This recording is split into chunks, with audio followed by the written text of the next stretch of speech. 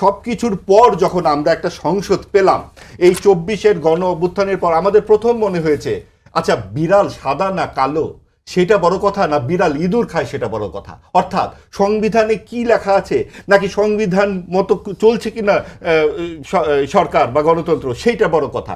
সংবিধান কি আছে, আপনার 80 দশকে এরশাদ যে 10 বছর আপনাকে শাসন করলো কোন সংবিধানের আওতায়?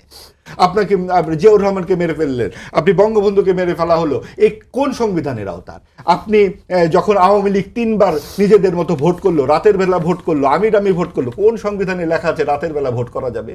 অর্থাৎ সংবিধান তো আপনারাই তৈরি করেন যারা ক্ষমতায় থাকেন। আমরা চেয়েছিলাম এইবার যে এত রক্তস্রোতের বিনিময়ে যে সংসদটা আমরা পেলাম, আমরা কথা বলতে পারবো, আমরা সকলে মিলে একটা যার যার কাজে থাকতে পারবো, সেই জন্য একটা কর্ম পরিকল্পনা দরকার ছিল। সেই জায়গায় আমরা প্রথমেই দেখলাম বিরোধী দলের এক ধরনের উচ্চাভিলাষ, উচ্চ কক্ষ নিম্ন কক্ষের ব্যাপারটা কিন্তু এটা খুবই গুরুত্বপূর্ণ। এবং এই সমস্ত কথাবার্তা বলে তারা কিন্তু বারবার বলতেছে নতুন সংবিধান সংস্কার ইত্যাদি পরিষদ। এই ভাই, এটা কি মুক্তিযুদ্ধ হয়েছে 24 সালে? 24 সালে তো মুক্তিযুদ্ধ নয়।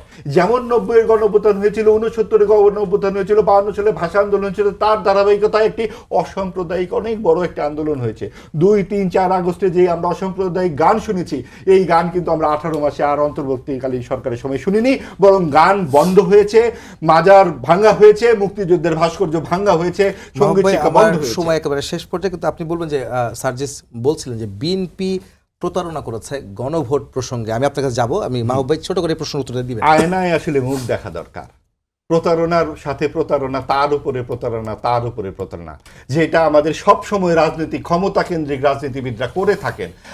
যখনই আপনি নির্বাচন আসে তাদের মতো চমৎকার দেশ দরদি এবং মুক্তিযুদ্ধের পক্ষের থাকেন না, এবং যখনই ক্ষমতা থাকেন কই সেই সব কথাবার্তা আমরা এখন শুনছি না।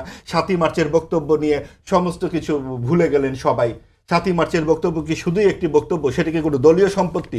এবং আপনি দেখুন যে সমস্ত প্রতারণা করেছে কিনা গণভোট করলেই করছে, এবং গণভোট নিয়ে কিন্তু গণভোট অন্তর্বর্তীকালীন সরকার প্রতারণার আশ্রয় নিয়েছিল, বিএনপি সেটা বুদ্ধিমত্তার সাথে টিট ফর ট্যাট দিয়েছে।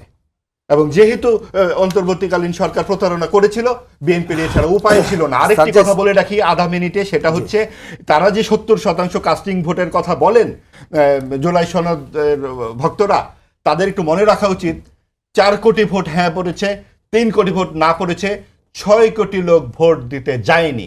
এই যায়নি ভোট প্লাস না ভোট 9 কোটি ভোট হ্যাঁ ভোটের পক্ষে নেই। কাজেই আপনি বলতে পারেন না যে আপনি একেবারে নিরঙ্কুশ সংখ্যাগরিষ্ঠতায় গণভোট হয়েছে।